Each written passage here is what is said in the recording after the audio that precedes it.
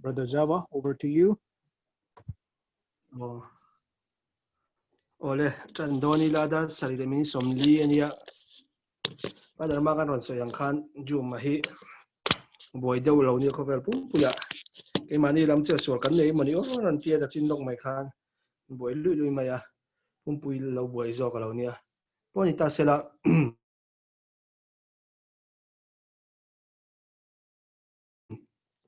Luna Hian Tatoa and John Tomo Moment and Chien the Pot, Miran to the Pon on my tea. Chandoni La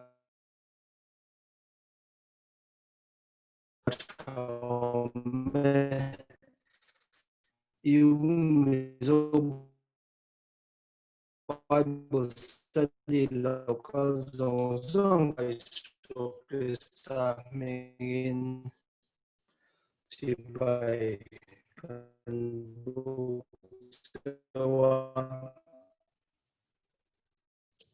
Zanin na hun chatak kan man te kan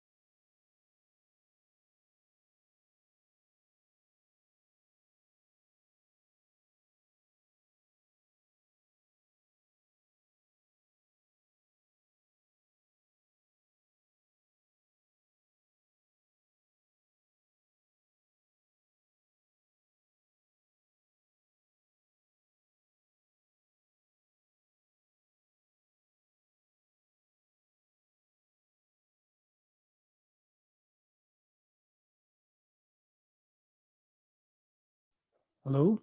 Brother Zawa, signal Chalong any oh. Brother Akim Gatrong into the Akim Gatrong into the mo. Oh, sit here, brother. Brother Zawa, oh, Habo de draw. Oh, about the net hit young low near. I need to. Ole. And Pony say Zanin, yeah, Jan Cho Mok Muktura Kangaya. Katong Hichu and John came and do like a low. Tunga Zanin Hruaitu Turko, oh, I need to him. Ama Kani Halem, a chair Turka. Brother came out. BM Ka Hun Chang Tu Turania Zanin Hian Draw. Akai Hruaitu Turka, chairman to Karwat Tranloa Draw. Road on top, brother. Brother came out and seen the Tiana Hakanadon. Ole Chai. Oh. John Katong in Potato empty can, a ching draw. Oh, Jiang. Oh, Ole Chai. Can claim can fly the elector, Milo team Ula. Hello? Ole, hello. And done. Karon le. Oh, Brother Zhao Kuta.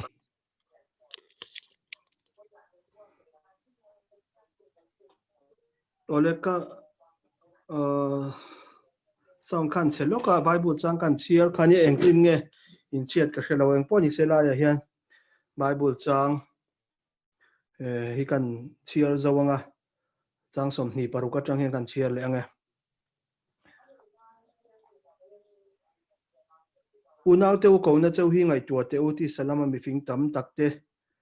mi chak tam takte mi thatam takte ko an ni lo zia hi ima sela pathian in khovel thil ate chu thang zo ka mi fing te chu ti mol pho theina turin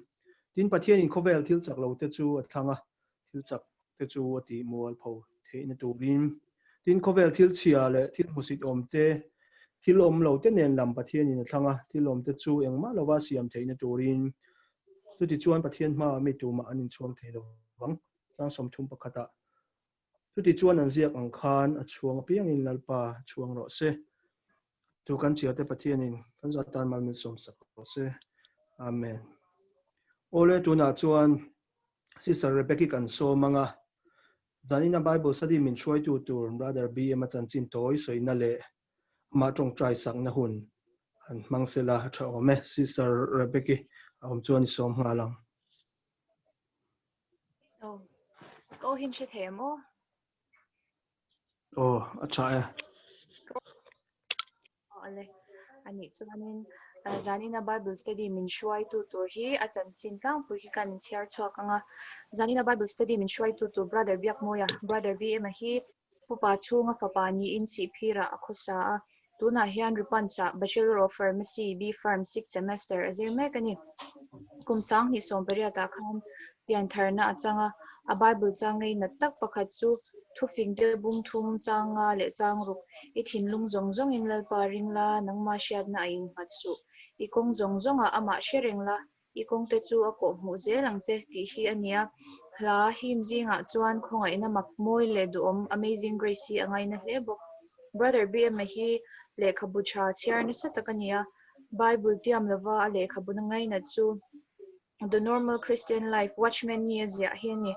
USI Ministry a hian kumsang ni sompakwa achang kha na in mangchana Ripans yu sang ni sompakwa achanga sang ni som ni a hian hospitality member ni in tu na hian president ni mekbok State Leadership Training Camp SLTC sang ni sompakwa hatimanea kha na telvea he kem hi a hlok pui bertazi hami ni in he kem hian anun na satakin na thak danglam hialani Pathian mi rongbol tu angai san te chu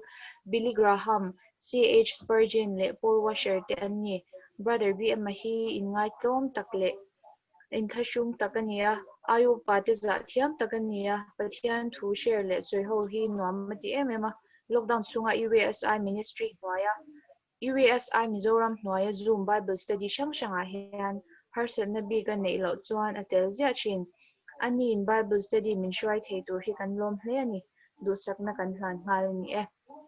khati zong khani se tu na chuan kan shrai tu hlan na le kan Bible study hlan na nein Pathian mai lo ko na o ol pa kan Pathian du tak min hmangai tu lalpa tun thenga kan nun na chaklo tak te min zo sakle wangte ni hnen alom thu kan she chia lalpa ei zan ina po Bible study nei le turin lalpa ei Zoom app mangin lalpa kan local khom le ani alpa ma a khongai takin nangin min veng himin min ompuin min kai shwaila kan omna hun chewa po lalpa nangma thu chau ngai tu ari ru le ti tak zeta he hun hi kan man hau theina tur le ti sa le tharau lam po a lokna kan chan cheu theina turin nangin ni tharau thiang hlemin min ompuila lalpa kan shwai tu brother B amangi po hi nangin veng himin ompuila ari ru le ngai tu ana tengin lo nei sakla a in buat sai na zongjong tengin mali soma lalpa Iropuina na ron han chwa theina turin atan kanon dia sakbo kan ni e kan Bible study abul min chan sak to anga top thenga min ompui turin kanon dia bok che ni e heng hi min mangai min sandam tu kan pa iso Krista min kanon dia le che amen amen ome sister Rebecca chatak ni mang theya ti chuan kan Bible study te kan tran chodon na yanga kan han ingen le duwa atop thlengin tumila in chua san ang chi hi lo theilo lo chuan to pa hian shom du deuh hlekala tu tan te nuam lawa tin zanin hi kan tlem ta deuh hlek maya hei mi som panga tu na hen kan ni a tum dang ai mi som thum te kan tling a kan that tuk chuan som li te som nga don te ni thin kan ni a kan chan thar te pongai hlei na chiata tin kan han tam deuh po hian to pa mi som chuang hi chu ron join thei to lo thina har san na wanga mo signal amo na chui mo te poni mai the zanin po hi mi som panga kan nia ron bel lo pe chuan kan in tin san chuan tlemin zanin chu fu lo zual donin a lang deuh lang maya tu van chuan han tang oren battery te po khan enula in omna huna zirin charge te ke te po hi dakar khata tin chuan a lo in off thina chu wang chuan alak lo la ya charge pa te nga ya in signal lo ni boka sang hi om ve ni kan soi lok do a second claim te lek wifi te polo pe chuan youtube te hi ai ngam mang lo ni bible study zone zan hi chuan chuna hian in ren me mangai chu mi ni lo chuan a throi chak to lo thina zana hian signal lo chak lo ne hian data kan lo man hnem chuan khatiang deuh te khania kan soi du mai mai a man zana brother jonathan a hruai zan po khan ka khil lok sa a signal a thalo thina ani thalo thina mang mia lo la minit ni khat po chuna youtube po en lo la video chuan a zi om mai ang te katia kang te po khan lo hre to thop mai the kan share du chawa impact ve ngai khom mai bible study nei don hian battery te thil chi engkim mai hun te po man ngai tong try te nga ya mai mai lawa zani ron kal to chin hi chu hardcore de te po ni gan thria chawa chang thar le te la tha ome father bi ma po ka thung lo sela so angin alan thaw wangin kan han soi langa kan no tlem thretan zanin po hi po ni ta sela pathiani mal so mangti kan ringa zanin na hian hun kan han lan nga langa tuna hian khoi hmun ange omo sipir ti khan on soi da ne sipir atanga miron hruai ti te eng ma thu ma toi soi du nei po in han soi ta sela in thinung in hok takin pathian thu ngai tu turin in bo sai thola thawme le kan speaker brother Lalbiakmawia brother BM ai som tong u hello brother ka tong ching emo o tha e le zaina ai pathian khoina zara hun thatak mete kan nei le te bible study bible china hun tha nei le pathian khoina zara alo mo hle mai zaina te sister bikin ka chungcha ka chan chin te so ya phulo kain di takzet phulo kain di takzet ani zanin bible study chang than hi Philippi bungthum chang som pani ranga som paro ani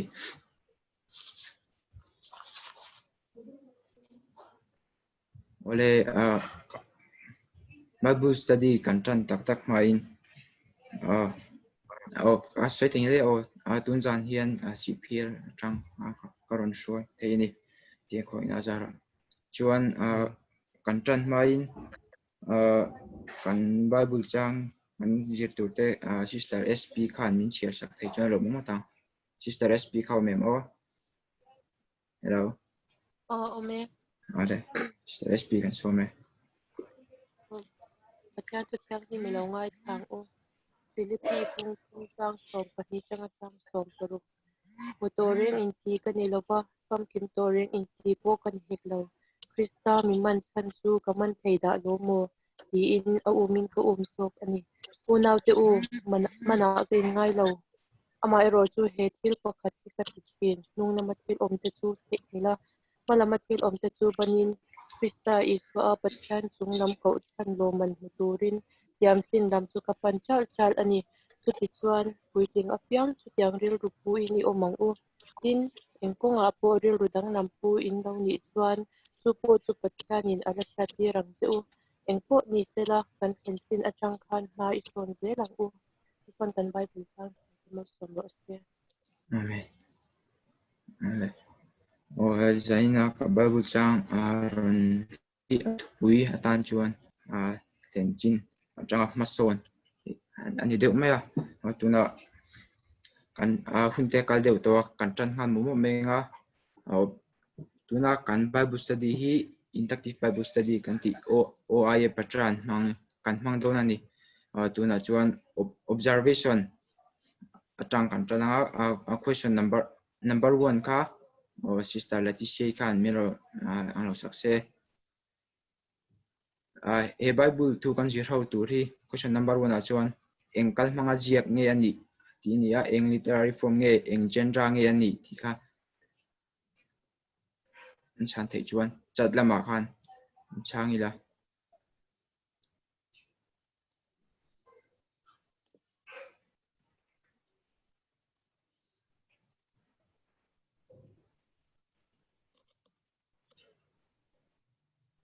hello tong siat thei kharinga e Bible kan zirau tur hi engkal manga ziak nge ni eng literary form nge ani kha ni a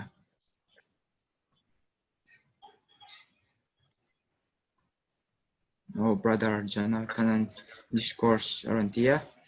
midang chang tur kan lo mem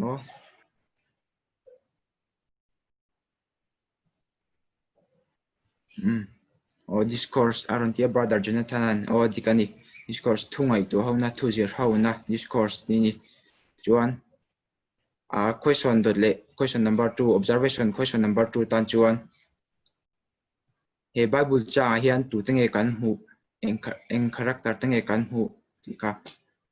an chang le ta hlomi la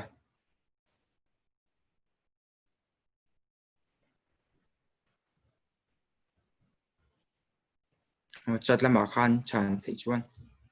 mo tang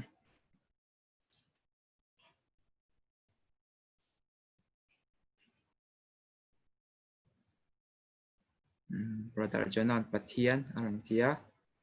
thang po khau no la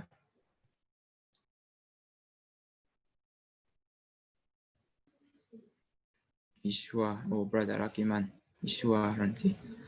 pokani chuan weekling sister Spin weekling aron tia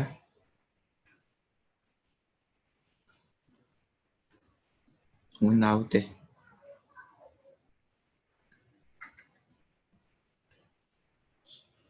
brother Akiman unaute aron tia tang alla oma chang thei chuan chang je teu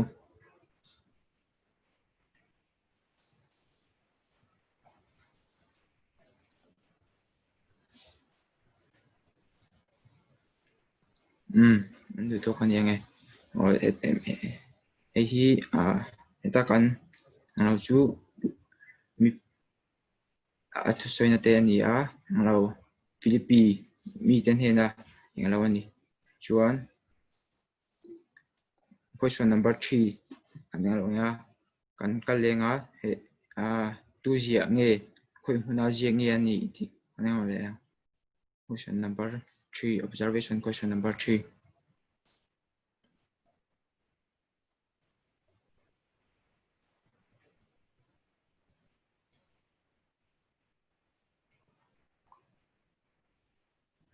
brother Zotian Pola Arantia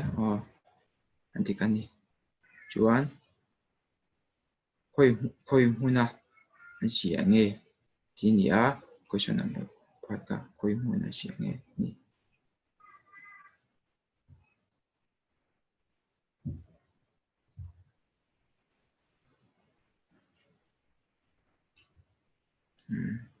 cha nan tumira brother Akiman ti ko polan chia lungina chang adikani rom kwal lungin brother Zotea rom kwal lungin hello mome kan chang tha thei jela chuan question number 4 na kan kal leng halang engti kuma ziange ani winzo le taila question number 4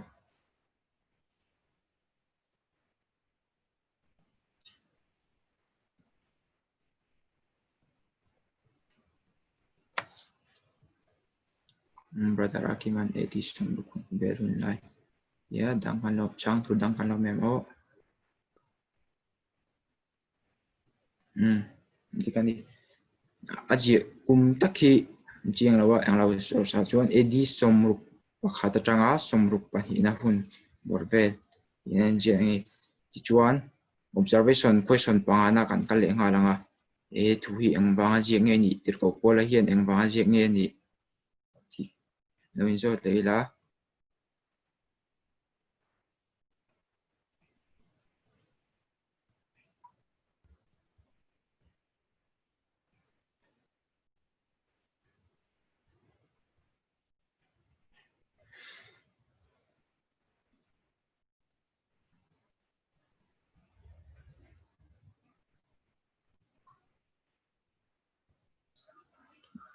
question khakan chang themo har de lek nge hi ing panga jiak nge ni question number 5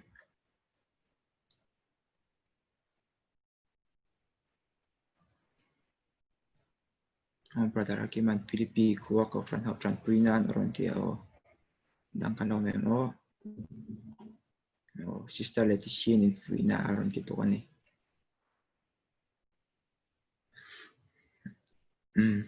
brother akiman puina te o mangchu ron ti to ka question an kale me nga he ang lo he thui Poland Philippi ko mi ten hena lom tu soinan le ngai su nan lom soinan le an mani puina na aji kani question number 6 akan kale nga lang thumal man non kan huem kan Bible chang akan repeated words kan huem kan Bible chang zir hawa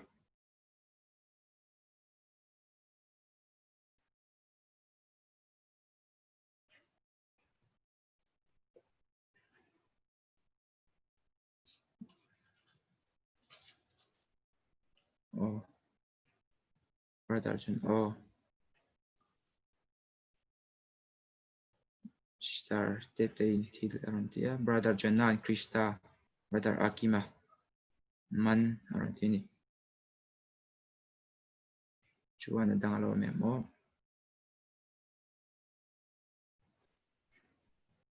pathian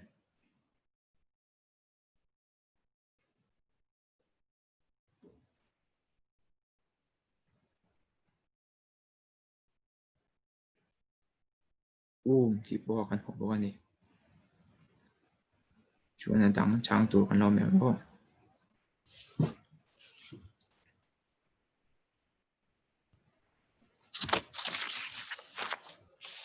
kan tu to kan enge mu ti po ka voi ni kan ho ni chuan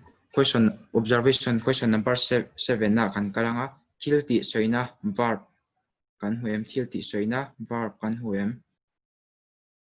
kan chang tharana kan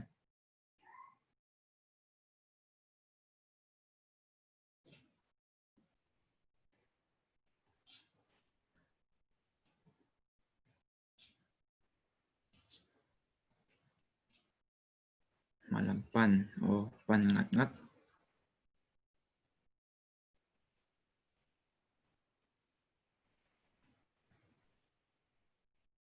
ole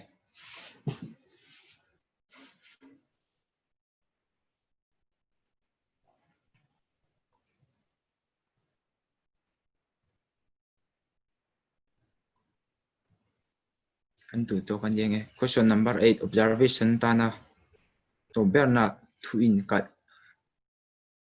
observation question number 8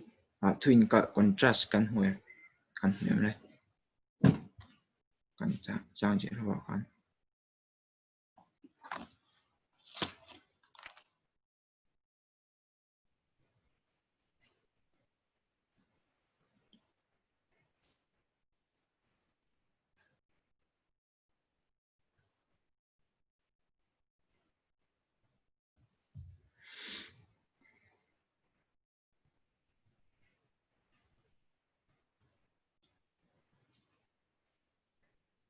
sister Leticia in bar start in ron tia amai ero chu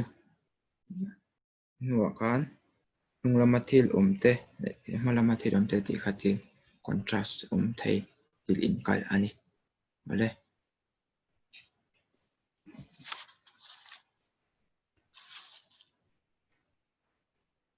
la chuan observation kan jau to interpretation kan lu tanga mi interpretation ai chuan athu umjia enge a soitum umjia yerau do ani question number 1 kha kan inanga chat kan tirko polan to reng inti kanilo ikha engwanga soinge ani ikha chan hawan tum teang ngai tu hawila question number 1 tirko polan to reng inti kanilo ikha engwanga soinge ani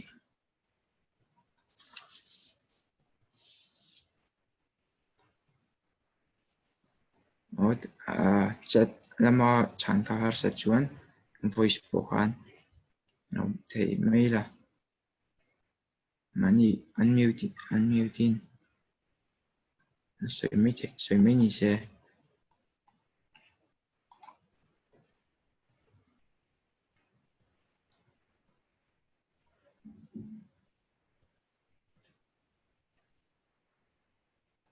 ở đây thì cảnh hảo lúc không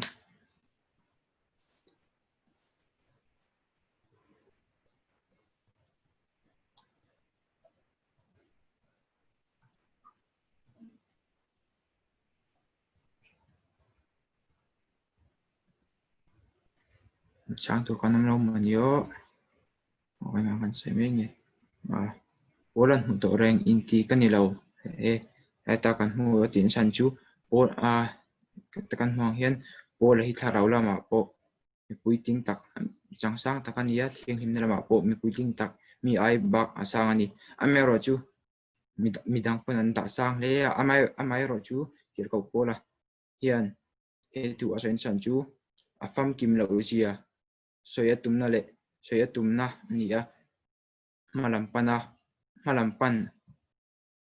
pan Zirtur ani zia soina ni san chu mishing fam kim kanam lawa pathian kan nei po le kan fam kim lo zia malam pan kan ngai zia kan thete te zela ni question number 2 interpretation question number 2 kal le tai la question sister leti she kan question cameron page sakse sister Krista miman chan chu command thei da lo mo ati hian eng a soi tum na nge pol ti ani a question te lo chang le la question te in thla chung lo ila tu tan po chan thei ani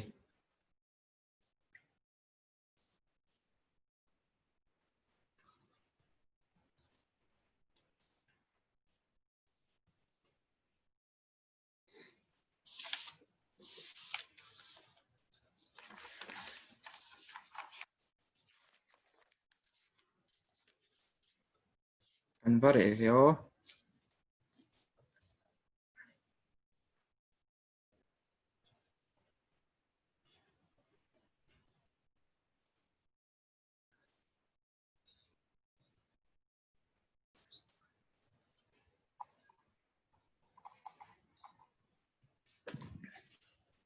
mo chang thei kan mem kan question number 2 ka Oh, brother, ka trung sẽ thêm. che thei brother Oh, thêm cần tu Lalbiakmawia. Cho nên Tirko pola hi Krista pathianin athushil tura athanzia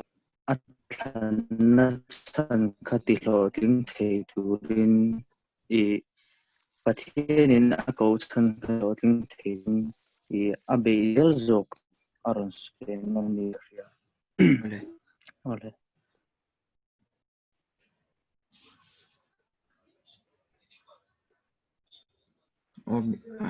midang kan lo mem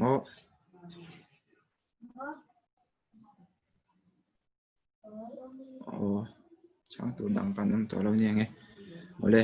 ta Krista mi man san ati chu pol tirko poli engin huna poding se midang ten hina Krista chanchin chashil ha Krista in aman chana angaya chu ti hlo ting tumin malam panin apeyani ti tampong kan soi the ya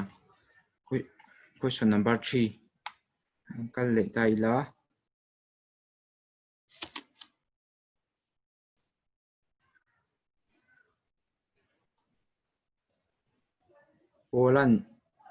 Poland au min ka ati na chan kha engwange nge ti chan tinge in ka mani ati kher chan kha chang don le te question ron na hi she thiam har de man yong e kal chak tu jok chang kan lem riau me a thei tam thiang berin chan tum te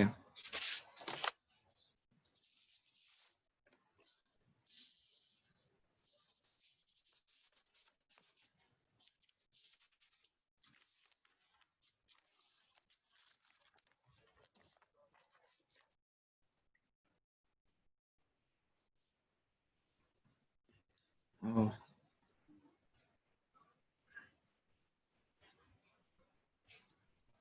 Trang tụ con em ó.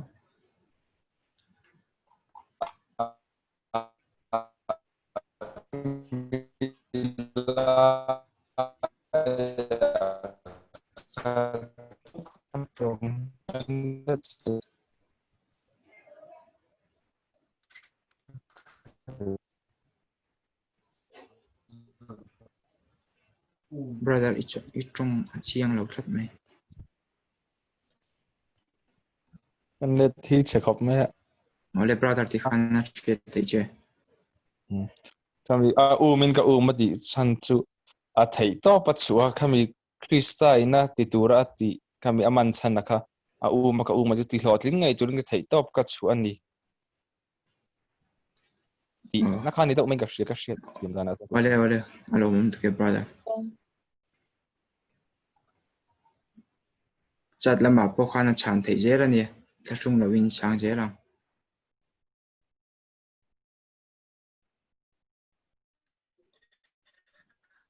Oh, brother, ka trong sẽ thêm. Oh, sẽ thế brother. Tem kan se vele na ta tan kha ti lo ti alau ngoi ngoi kha aron se tum ni berin ka sia ti lo tin ngai kha tuma ti lo tin no kha alau ngoi ngoi kha se tum ni berin ka sia. Ole alo mum to ke. Chúng ta trở đến gần sang dễ ra. Oh. Na brat aron se rang khan. Tiệt cầu Korean Krista man chan chu. Ala theng lawin asia. Chumi ti thot ling tur chuan a thei patopin a beya. Chumi lampang chu. Umin na umani. Ancha theyang. Chuan Korean ton khat bungkwa changsong ni pali na kha. Wa thaya khamiri khan intan chia khoda chu an zain an tlana ma sela pakhat chawin lo man a mu thin ti in chela pem ni in mu theinan chu tiang tak chuan tlan ro yan nia chumi Krista man chan kha thei tu chuan lo man ngai thei tu khan a uma ni ti kha tarang khan kan thei mai om me Oh brother, sei du dang kan sẽ thêm oh sẽ thei brother tang lâu ai rồi. tang Ole, kan lâu bel bel rồi mấy ngà. Ole. Thế, hem mitir kau pola hi, ama hi ang lâu sim apian thar chau dan kha kan sianga, kami engina chun thuk, khanita ani na taka chuanin, pathian khanina ron man ang zong pon soi tay la, ama du thu wang ne lawin khatia Christian ti du da tu anita Damaska ani emle ka cheng che lawa khamia kon engina chun thuk khanita au mina maron ti na chan hi dam pakhat ke malo me chuanin pathian khanin te ka zo tiang azuman ta zok ta pathianin pathian pol na kha te ka tiang ama khanin abei sei lo dan de na zu abei sei lo dan de pathian ron khoi ta khami kha zui let ve tang tiang song pon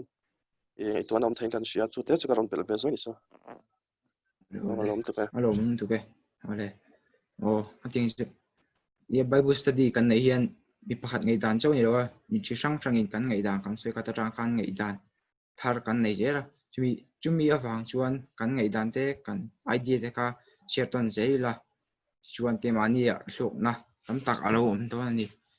ole share du kan lo mem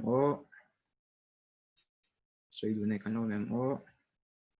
kan to lo yang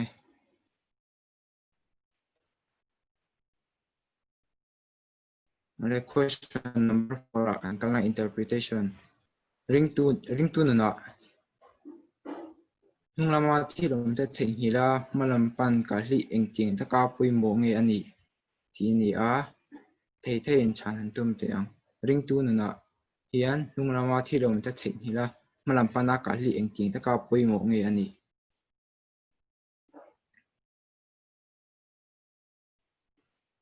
thei han chang te ang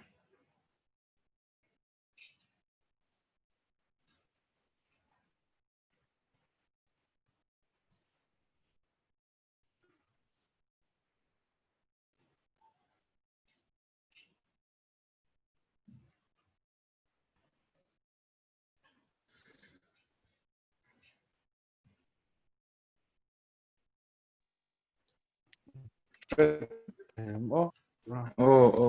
brother. Hello, nung lama thilam da the thilam lama ban ka ring tun na sa poi mo khop mai an lui che tiếng pon ni se siam that ring ngai da na siam that zo lo ten om to ko pol ni ma chu ni pe sa bin duk nem lo se thara ba ka tom ta thara wa chu min ti se ma thu in ta la poi mo khop mai chu kan nun hui sa min fa tao lo se thì anh tôi có sẽ cắt sợi tiệm anh Ole, alo, to ke brother de pita. Ya. Ole midang kanon. Oh, chat lama. Sister Shane kan nun thuya kan let le nan tini a brother do sang pian so tlin na kan chan thei nan tini a sister begin malam pana pathian lam kan focus ending ani tin mason jel tini o cha ala chang jel thea chan jel tun te ang o kan tu ram kan thleng ngei thei nan tini a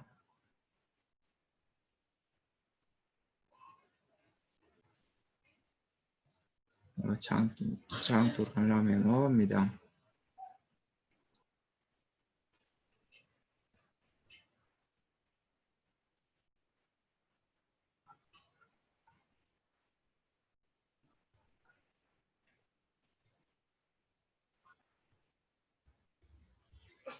Hello, sir. oh Có trông sẽ tiệm ô. oh brother masero kan the brother Hello, nè. Cái mình số nó sẽ tập trung lâu, tập sẽ ta mà sẽ apoi mo sia. Cái ring tu te hin non lui nei ve kan nia. A chen hi kan sal tan na te. A chen zu a te. A chen sim thei lo sual tam tak om ta non lui a hian. Kha ho zong kan thei ni lo kan pian thar no khan. Malam pan ti hi apoi mo na so ni ka kria. Ring tu kan ni chuan ti kan Bible study a poi mo de chu tiam chin lam pan ti nia. Ni tin kan ring tu nga hian hei har san na te kha tiang kan non ri panga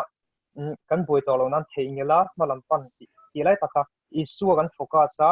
kan tumram hi vanram ani vanram kan themba kan kalsel hi apoi mo sia lang ka sia kalome brother akima alo khop mai o afia tlain ka fia o chatlama brother Isaacan nunglama thil kan ti sual milawin kan ti thadve te po kan te hili atul thin khop mai rongbon lo konga poni se kan ti sualam ai tinia o adikani kan ti sual mai boka chumei ba kan thil lo ti thadve to te akhan in chuang milawin khang thil te kha theihila da tha in malam panakal tura kan goal kan focus Christian hen thlen tura malam pan hi ring tu te chuan angai pe mo tu ni kan nung lama kan thil ti to te ina min vok chawlawa min ti chawlawa min ti din lawa malam pana kan kal zel theinan o apoi mo re mai he thili malam pan a kan goal a kan focus a kan thobinga malam pan zel apoi mo ni what is one interpretation question number 5 ahan lu le taila ring tu te malam kan pan tura min dal thei thia sang awma chu te chu itenge han soi ho tum taila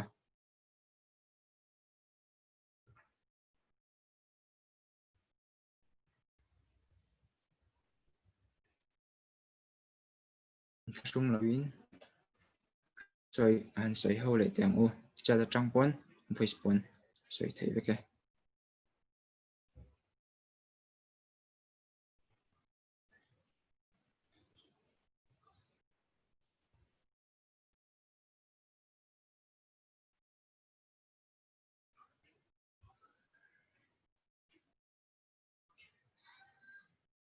Chian na brother Jacob anaron tie o adikop mai that chian na dang omi dang po han share zel taila in thlasung lawila in share ton zeli la chun ke mani po hlok na alom bel zerani kan tharo me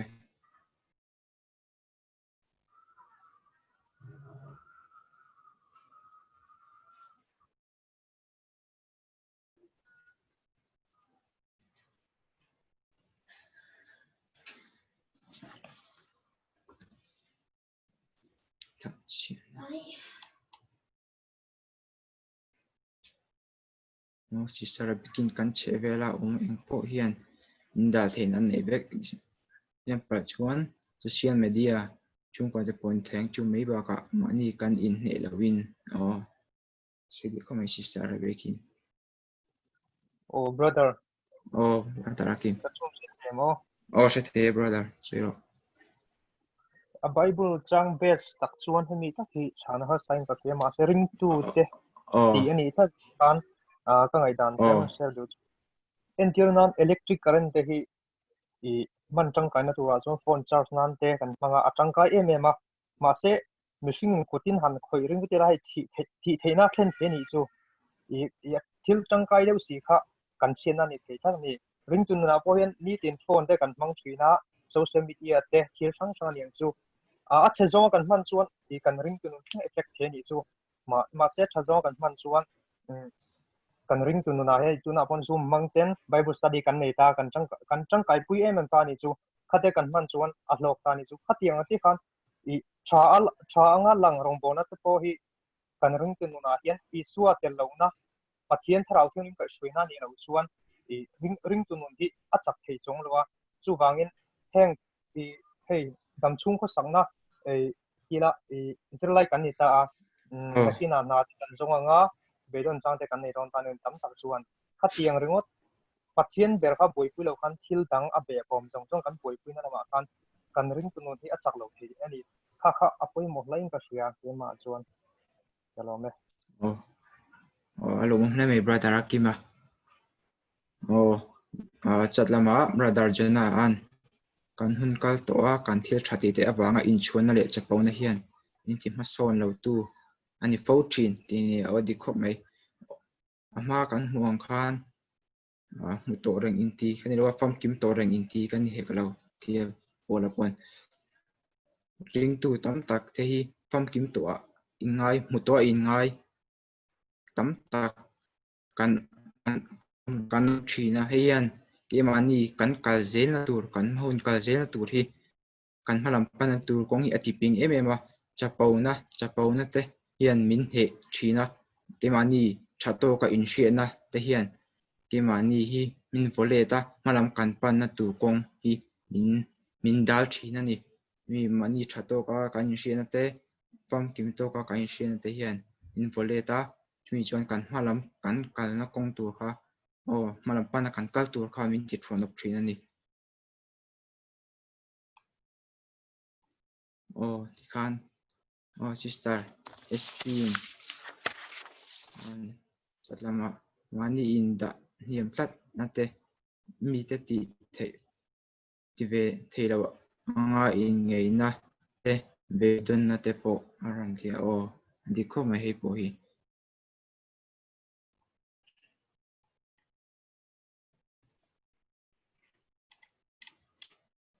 chang tur kan lo mem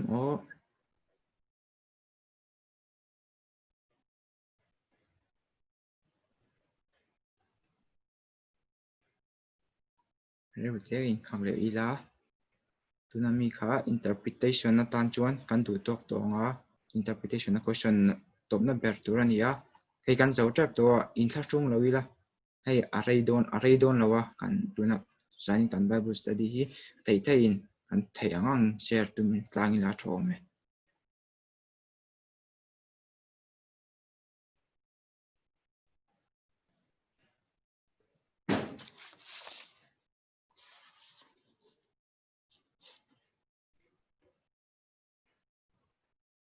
chang tur kan om lo chuan application to berna an lo thleng le to nga question number 1 sister leti se khan rom tiklan sak le se ring tu thei eng wanga ma son tu nge kan ni eng tin nge ma kan son theiang ti ania thei thei in chang teang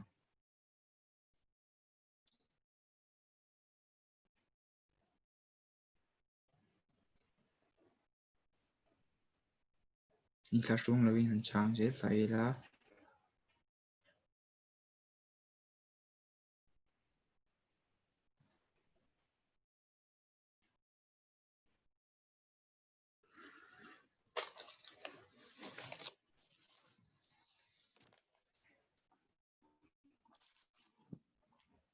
ring tu thei eng wanga malam pa na kal tu nge kan ni a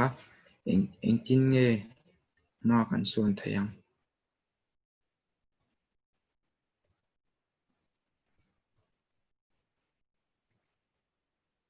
nó khá chung mani pon anh chan thế ta kan chan khéo lo pon o chang du kan nó mem o anh hak lúc kila hay đâu thế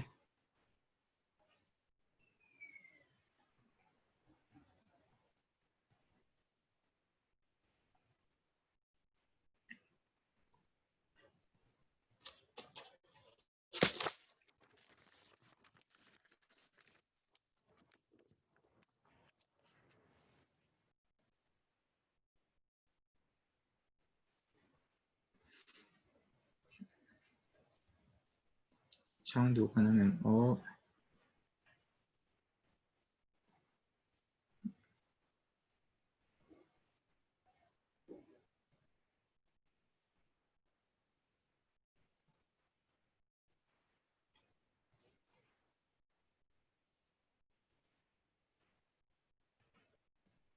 sister Bekin pathian ina min tiam ram thleng turin ni tin sim na nen ama ne na in lei chin na tha ne malam pan sel turin tu malam kan pan turani o thakop mai sister Beki chuan mi dang chang tur kan lo mem o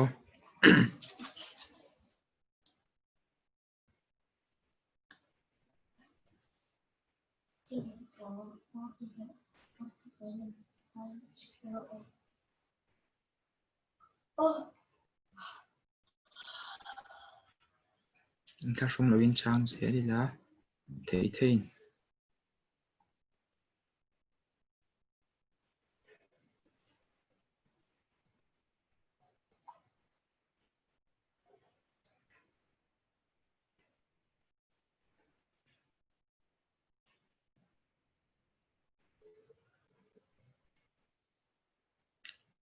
ring tu sister lu tei ring tu kan ni ang ya ring lo ten he na chan chin that thlen thei turin ni tin chikin malam kan pan anga ya ni orang ti bo ka lo le mai dang kan lo mem o chang tu chang je te ang brother katung o brother kan che thei kan sele menga azona achong khaza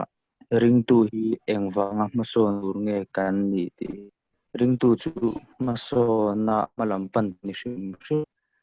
i aztaka khan engwang takine mason tu kan ni kan ti chonin i tuipo atlin reng chonin abol lo wat mea chuwang chonin tuipo luang reng turang khanita athiang lim don chonin chuwang chonin bible ngai pon min shila kan rin na hi antam chi angani turani ti min shila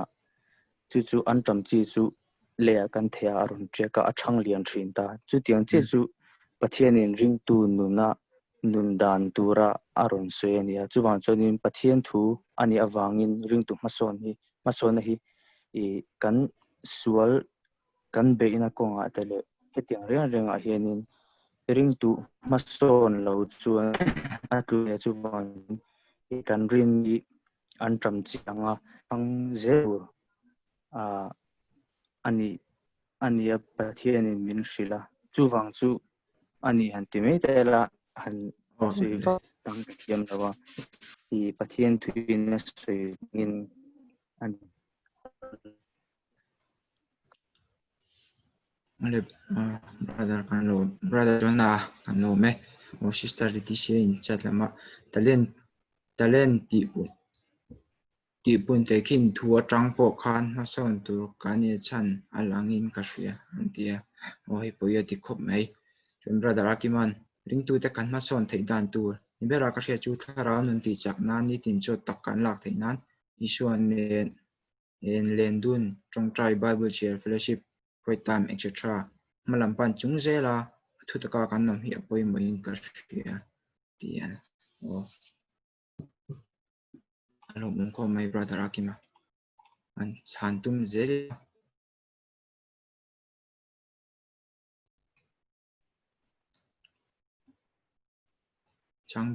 chang tu dang kan lo mem o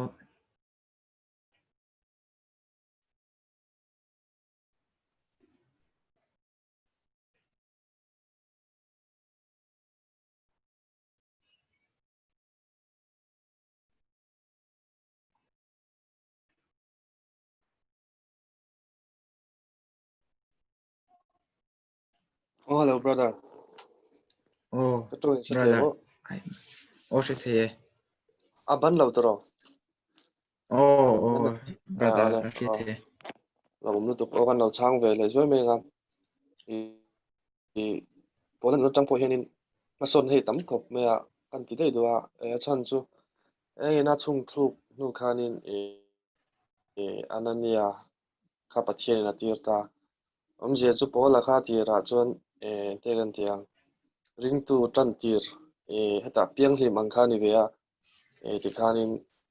amit te kha anania kal reng pathian an ti dama tin chu mi nuwa ente kan tiang ama khan midanga zui na sa zoga kau shan te khan in ti khan ama nun kha kan en chuan a tir lam a pian thar chho tir lama kha chuanin ente kan tiang bo ma khai thlap nga yang chi vel tia boi pui ngai ve ren khan yam I kan ron sei de na chan chu ma son ni kan ngai khop me ring tu kan ni chuanin ke malama experience tem han zeptel lo gila chang du vak kadom chong pun ka shelawa audio ang khan a top lam te ni to tho bukin kan shia ke ma kherla wa po nang mani point ni nga thil pakhat chiang ve do chu ente kan tiang hei rui thei thil lo ti thin te kan ni chuanin kan shet lana poimo hiao hei thalai rong bol na angat phei chuanin bei sei hi tu lawa hian ti san ve thei do me hi nia ke ma le ka thian te tang pon hanita se entinan me rui thei thil ti thin an ni chuanin heta rui thei thil an ron sim khanin ya Bible chiar te hlo yang chi te an tong trai nge nge ro Bible chu zat chu chiar nge nge ro an din tiang hanin force si a that na chin chu ma se a that lo na he tam zogin kan sia ke ma experience a heta thang chho zel tur kan ni na zona khanin rui thei thil ti thin te ni chuanin an sim khat an lo sim ri khanin a thae me ma Bible te la chiar tam lo ma se ti khan chu mi hnuwa Bible te an chiar anga tiếng khoi time pa ngai te nei chunga tianga kan eng lo chho lo chuanin an ting en yang ma kan son shat shat chho zel lo chuanin ke mani lama po phurrit kadin siam ani thea entina ke mani lama po ka thiam pa in ani khata khoi time voi thuma nei thea darkar chan ve ai rei anei thei zia eng bai ka thei lawang ti challenge in siam chu a that lu tuk rualin amai ro chu ante kan tiang thang chho be bo tur kan ni lai zo da khanin ante kan tiang Paulson hei speaker chen khathian an soi thina le khazir ang hi ani ve an tia KG1 KG2 tia kan kal chho ang bek bek kan kal chho lo chuanin ke mani ina kan tumram asana kan hanara fu thei lo chuanin min ante tiang atlak let na hian kan che zo thin an tia chumi ko nga po chuanin ke malama po hian a dik khop maya hei kan hanin pawng menga chen khat iulama ka rong bon tui UC lam chuan an sianga hei rui thei thil tur mai lo ti ve thin te kan ya khatia heta force hi ka dong ve na sa thina ente kan tiang chu tiang kha tiang chu ti chuan i om angai tiang ve lam pang khan lamai ro chu tiang khan in phur min siam na sa em em a heta ente kan tiang mong cha ente kan than chawang kan ti chuan khan ron soi na sa a dik ve ka mai ro chu machine hem private life kan ne ente kan tiang chaklo na lai zone te kan nei ta khan tiang te te khama ni hian kan in shet chian anga hei tharau thiang hi mina min pol bok chuanin ante kan ti tur chin te tikhanin tu na nga phei chuan hei han soi ta mela za mu han soi te tiang vel te phei ka chu a thei to me lo ta hei min volet tu om ta zel ta kai ma ne nuam lo thi na te le hei chen ha mu khom na po ani zel ta kha tiang chi khanin amero chu heta rom piang thar tir te kha tiang ang sim tir kan tum chuan han ti te ang angai thajinga po poimo do in kan sia step by step kan kal chho lo chuanin mi hi awa chaw ve thei karon soi kol dum la ti china ka du tok me nge awa lo mi to ke ole alo mun ko me brother Isaac oh just be brother Chititan aron changa chalama mason tu kan ni hi kan chiang tlanga 18 nge ma kan son tia hian chuana bungso pangai chele thina thange oti album ko mai brother Chitita tuna chuan kan zayen tana kan question to bena tu kan local tonga sister Leticia kan se question number 2 chuan kan ni tin hun man dan nen loman mu thei turin malam kan panem mason join kan kalem ti ania hi ama mi ne kan en ju de ka maro chu temina personal de boka amaro chu chan tum te a question number 2 kan ni tin hun man dan enin loman mu thei turin malam kan panem mason join kan kalem ti ania hi chan han tum le te a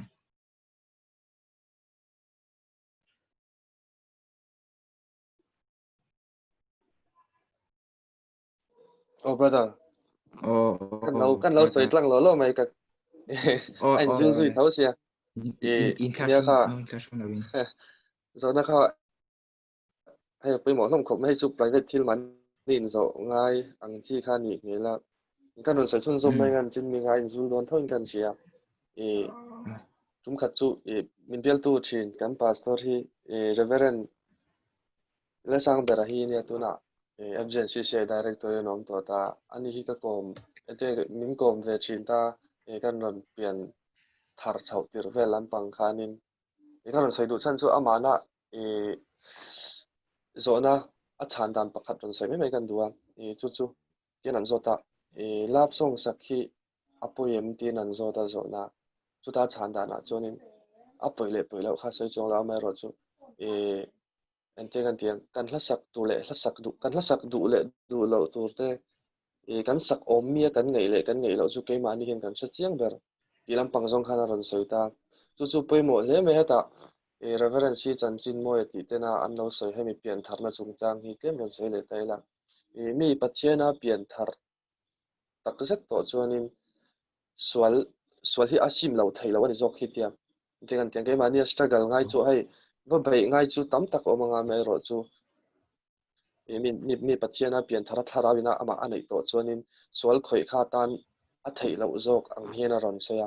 a fi len kan sia ente kan tiang pasot zong in kan kalem phan tiang te po hinia ma ni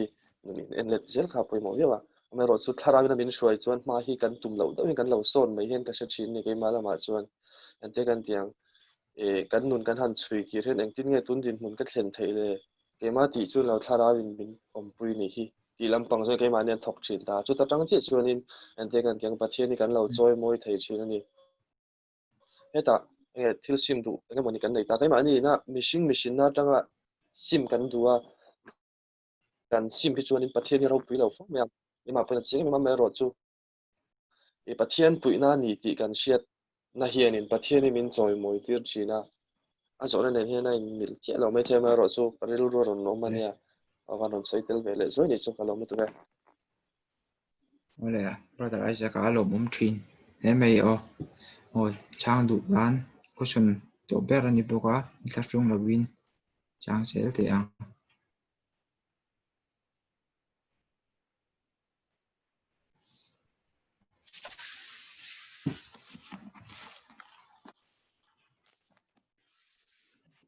classroom la win chang je di la unte atop don toi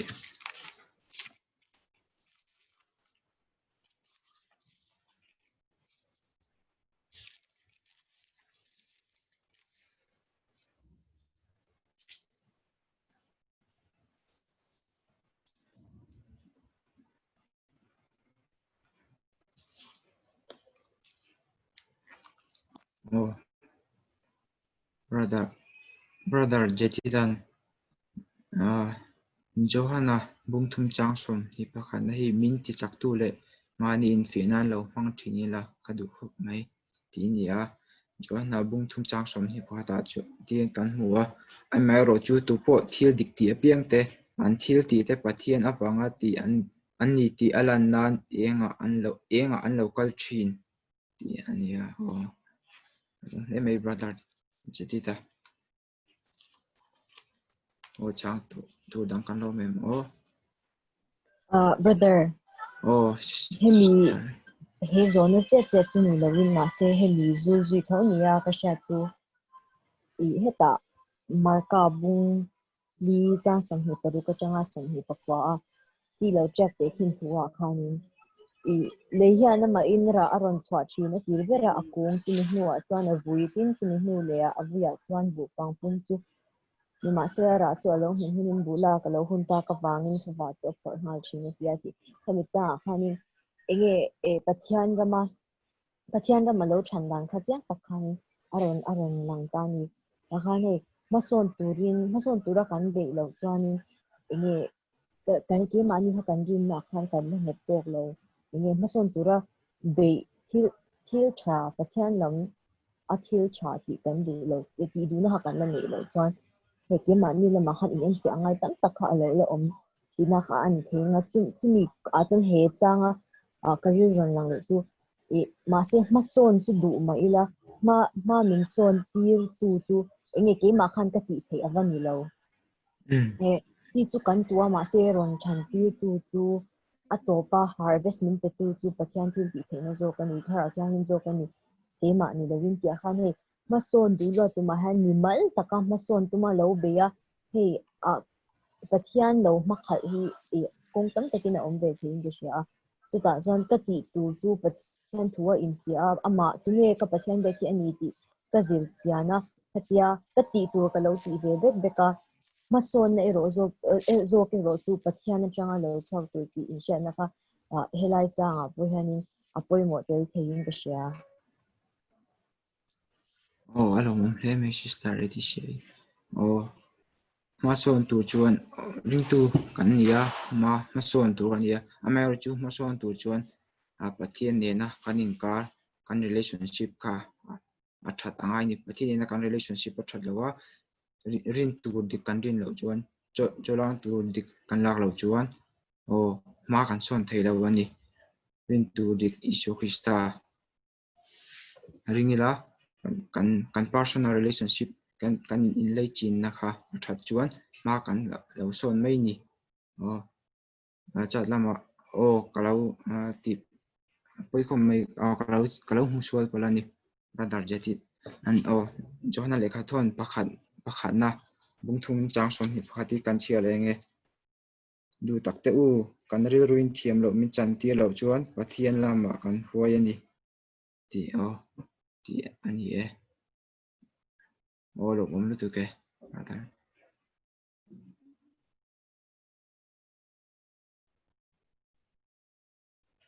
chang tu dang kan lo mem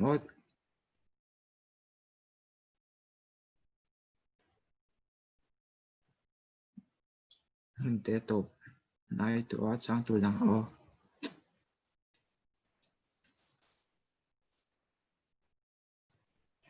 sister bekin kan man da nai chuan ka se thiam mai lo pathian khoina banga thil ti te lo pom ani chuan ma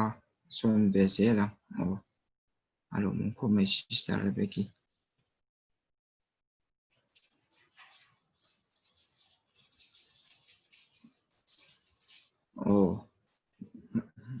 ni tina ma son na malampan tu chuan ke mani kan in fear ve atula second Corinthon hina bungsom pathum changa kan hu chuan rinna chuan in memo nang mani nge in chin thenula nang mani nge in fe thin ro tiania ta tang kan se te yu ke mani rinna kanum nge lo ke mani kan in fia malam pana kan ka je kha poi mo em ani ti kan chang tu kan nam to lo ni chuan kan hun te kan lo ti top don ai to o e kan thlen to china ring tu kan ni danga du tok me lo wila he ain sa jok i kan go kan thlen chin kan tiam chin tu malam panila en tu dik iso krista en chung zelin tiam chin lam panila chuan eng po ni sela kan thlen chin atang khan ma ison zelang u ti kha o soi thei zaina karon thei to kan ya o kalome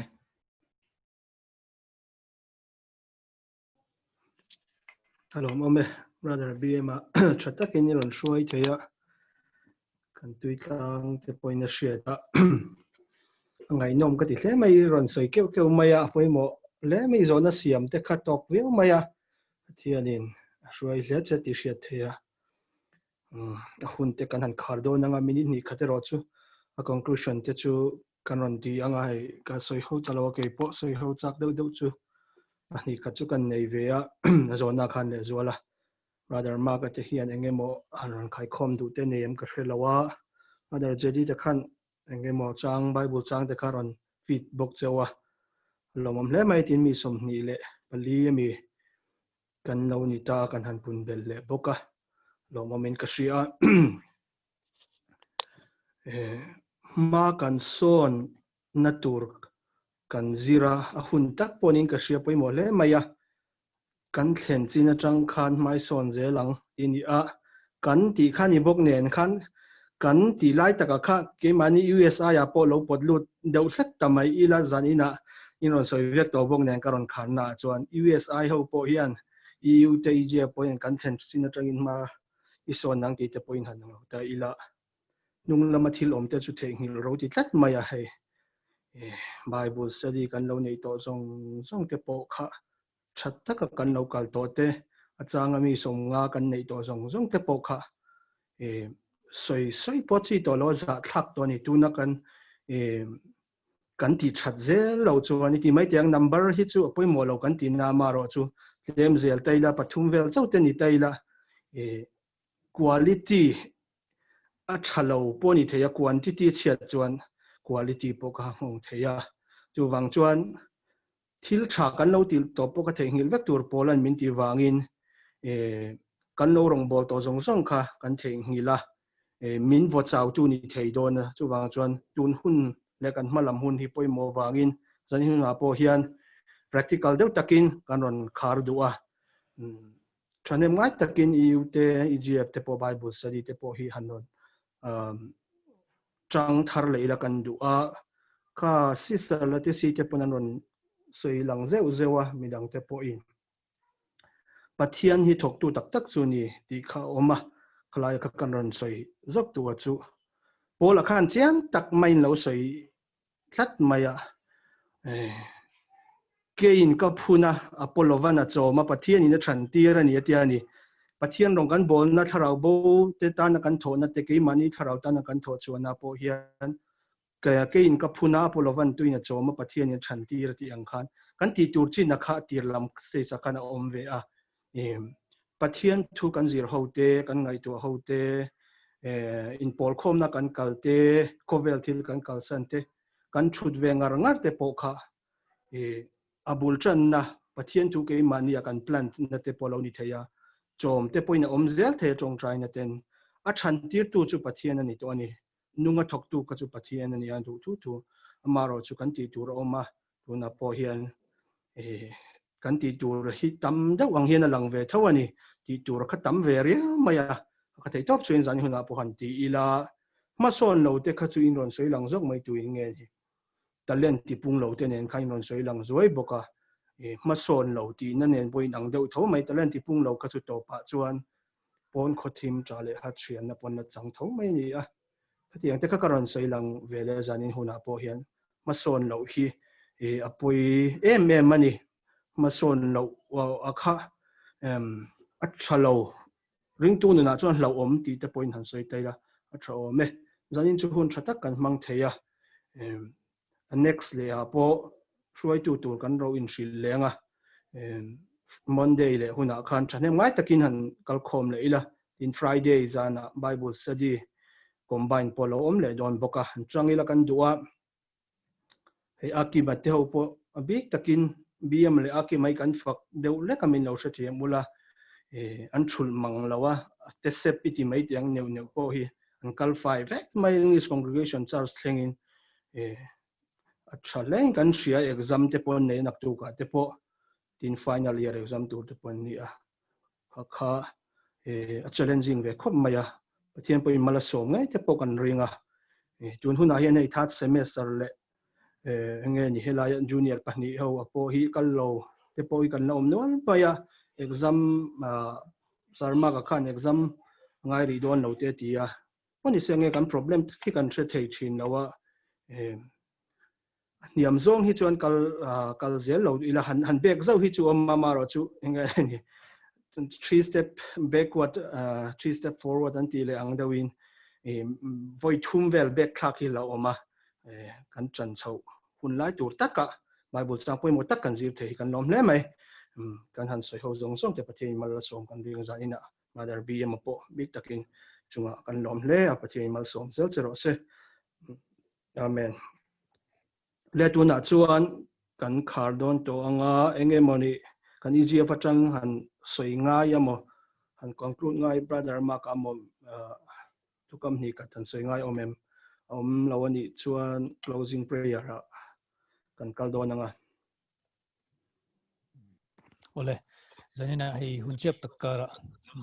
brother BM man hun tak mai la thaya en po cha na sa lomom leng ka sia tin nangi thale jung la injil ru in senga hin ngai tu na te in an sor kan an hu a in thom ri han riat te po lomom leng ka sia ilai Bible chang zanina kan zir hi har lu tuk lem lo practical application kam nia Philippi hi chu a practical rui maya ti mai te ang a theological til engamo ai ain thum thuk lutuk lawa ti mai ang pet yem lo tur hi om lawa zanina brother jawa so yang khan mason na tur ani mi sing takpon kan be ve ngai ni kan strain ve ngai ni ti kha lo langa pathian na tho tak tu chun mi sing lama po thei top kan so ve ngai ani ti kha ching takin kan jira kan an sai ho angle sang sang atang ti thlain ka sia kan mason na tur chu Bible study tu po kan kal wol le jol tur ne tu na ran so khan pani vel pathum vel irregular do na bak khachu tunai regular in run kalula kan duwa ei zoom te po hi kan nan lei ve aman join thin dang chuang kan seng ve a hian thuwa kan in chia no pangte le kan you member the thei to pakhan graduate te pon yang chu he hun in khom thei lo hun lai po a thla lo ma chak na kan nei thei na turin ania ke hi kan ai to mai me a kan chenga he lockdown na kan in khom thei lo wang te ko khran he ti kan om ta ka wang te le enga mo wang hen ka tharau hi an niam ta boy hian ka mulo ra ke chu ka chak tel ma hi ka ti zo ka ne kan Bible study hi thlom sia until han zir te hi community rama anga te hen ka hanin chana aban nuam em hi ka ti ne Bible study han neya ti han ngai thak te hian kan chak sat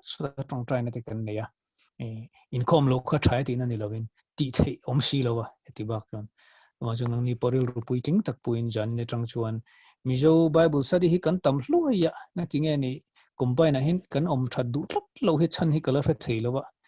ka han so ma o ka lo tu mang kan ti thei hi lui le do thin te pui ka ti pathian thu kan zira nang ni zur lai dan pe chuan sap trong zir na te nia sap trong trai zir na te nia tin chumi mai pialama theological trump point model de po kha English nen kan soi thina khang re kha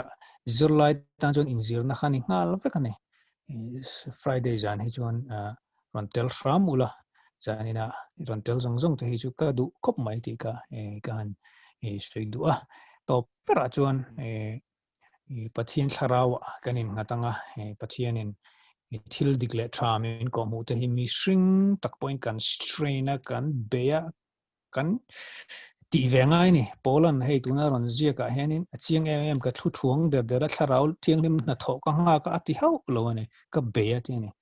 ajani na kan tu ril tu hian angai sa ne mem Paul Washer sermon te ngai thak phe chuan a beina sa thei ko ma any point pathiana kardan sermon an soi tak tak thei ju bon tak ne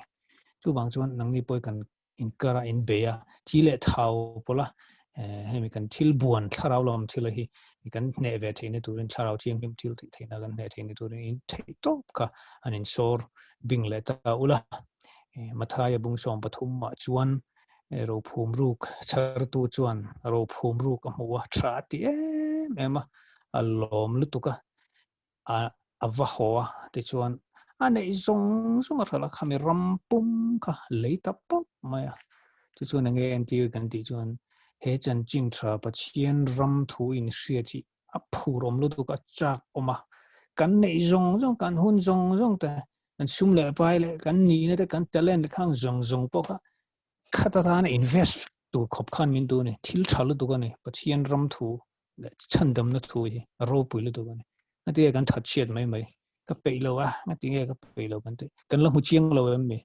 regeneration dik ta ka chuan nei zong zong sum zong zong talent zong zong eng kim ka en vom lut pop mai investment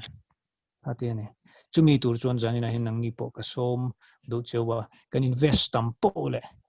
he thila kan investment kan ti tam po le tharau lama kan hlok to na ne Bible study thaloula EU core values kan ti quiet time te le enge personal evangelism po athei dan dan in online mangin intriente bia ula hey brother Zabo so etona hian group te kan siama pathian thu post te pathian thu mi ti har kan tu magan beina so em mati alom omani ngi po thei to in chonga pathian in zirna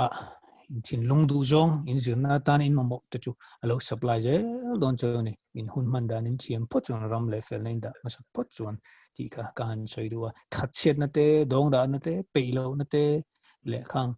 mi na anti wang le popular culture na anti jong jong kha anti vevek kha tu lo ne Bible kha kan anani wang janina pongin in ron kal helom ka ti em in chuan om boka kalom em ani pathian in mal som che seula ra tam tok in chu zel kha ka du ni ki kha war takin fuina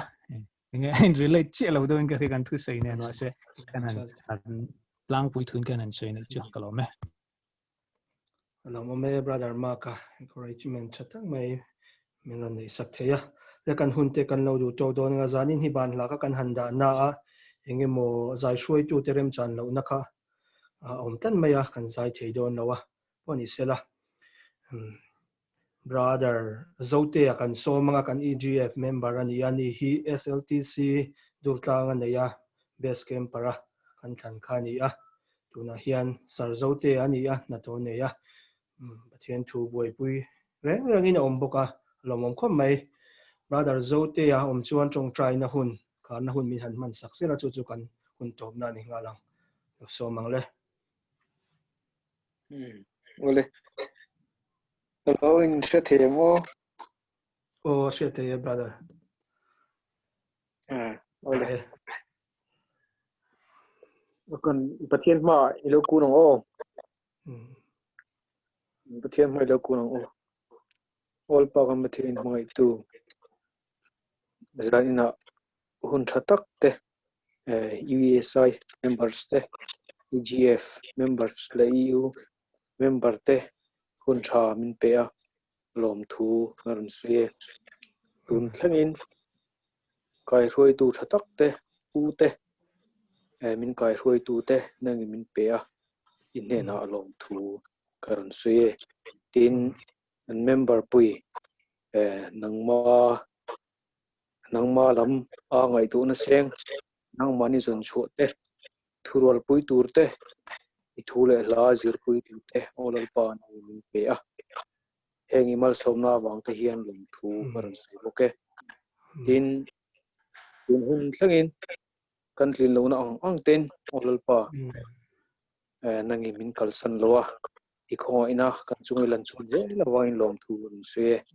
tin zaina hun thatak min pe a kan Bible chang zirte le conclusion thatak tak te nangin olal pa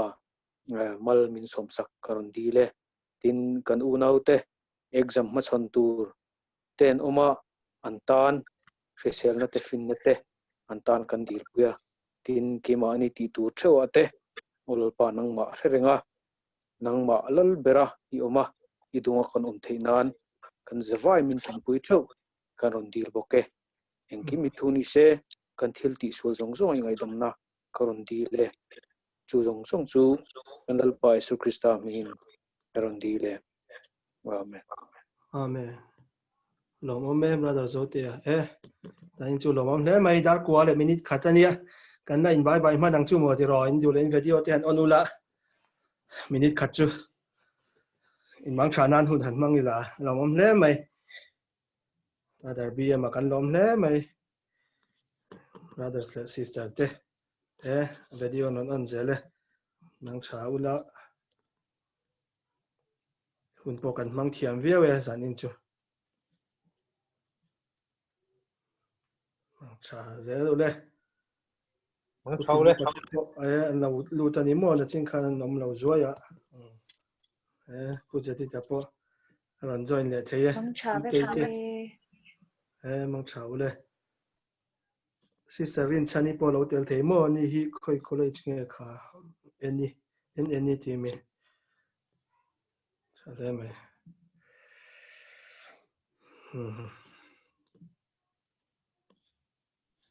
mang sa ve tu